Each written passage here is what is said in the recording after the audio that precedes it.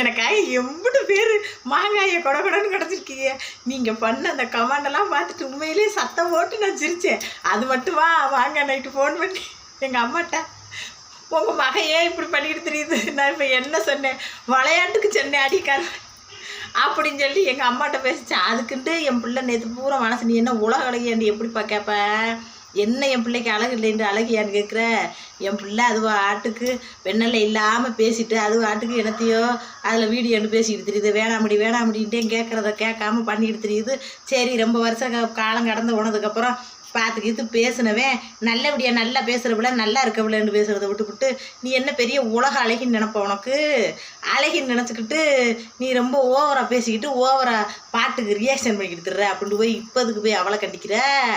அவள் இன்னொருத்தனுக்கு வாக்கப்பட்டப்போ உன் மாமாங்களாவே இருந்தாலும் இன்னொருத்தருக்கு வாக்கப்பட்டாச்சுல, அவங்க கண்டிச்சுக்கிடுவாங்க. நீ எதுக்கும் சொல்லாதையா, அவள் பாவம் அழுகிறா, என் மகன் நம்ம மாமன் அத்தமையன் என்னை இன்னும் அழகை பற்றி பேசுதுன்னு அழுகிறா அப்படின்னு எங்கள் அம்மா சொல்லி சத்தம் போட்டுச்சா. அதெல்லாம் விடுங்க, நீங்கள் எனக்காக எப்படி பேர் பேசியிருக்கியா தாடி, என்னவே கண்ணுக்கே தெரியாத சொந்தங்கத்தா நீங்கள் வாங்கத்த எப்படி பேர். எனக்கு உண்மையிலே சந்தோஷங்க. நேற்று ரொம்ப கவலையாக இருந்துச்சு. இவன் பாரு சின்ன வயசில் நம்ம கொம்மரியாக இருக்கிற வயசுலேயே நம்ம அழகு இல்லை, என்ன பிள்ளை எனக்கு அழகாக எனக்கு பிடிக்கல, கருப்பாக இருக்கு, என்னால் முடியாது அப்படின்ட்டு ஓடுனேன். இப்போ இந்த வயசுக்கு அப்புறம் இன்னமும் இந்த அழகை பற்றி சொல்லிக்கிட்டு இருக்கானேன்னு அந்த பழைய ஞாபகம் எனக்கு சொல்ல கண்ணீராக போச்சு. அழகக்கூடாதுன்னு பேசாட்டு இருந்துட்டேன். ஆனால் பார்த்தீங்களா மாமா என் கிண்டல் தான் பண்ணுறேன்னு நினச்சாலும் அந்த கல்யாணம் முடிச்சுக்கிற சொல்லி கேட்குறப்ப வேணான்னு சொல்லிட்டு போனால் அந்த வருத்தம் எனக்கு இருக்குது. அதுதான் இல்லாட்டி நீ என்ன சொன்னாலும் நான் கவலைப்பட மாட்டேன். ஆப்ப வாய்க்காரி என்ன 1.5 முளை உதட்டுக்காரி அப்படின்ட்டு பல வாக்கில் சொல்லுவாங்க, பனைமரம் அப்படின்ட்டு. என்ன சொன்னாலும் நான் சரின்ட்டு ஏற்றுக்கிடுவேன். இவன் மட்டும் எனக்கு சொன்னால் மட்டும் எனக்கு கோவம் வருது, ஏன்ட்டு எடுத்துவேன்.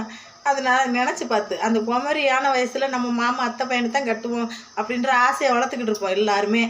ஆனால் அந்த வே அப்படி சொல்லிட்டு நல்லா இல்லைன்னு சொல்லிட்டு போனப்போ நம்மளுக்கு எப்படி இருந்திருக்கும். அதுக்கு நீங்கள் எல்லாரும் திட்டிருக்கீங்க, ரொம்ப நன்றி. என்னால் தாங்க முடியலை, அவ்வளோ ஒரு சந்தோஷம். நிஜமாவே நீங்கள் கண்ணுக்கு தெரியாத சொந்தங்க எனக்கு கிடச்ச பெரிய பொக்கிஷம். இதில் என்ன எனக்கு பணம் வருது பணம் வரல மற்ற திட்டுற எனக்கு தெரியாது, நிறைய உறவுகளை சேர்த்துட்டேன்ற சந்தோஷம் எனக்கு இருக்குது. ரொம்ப நன்றி.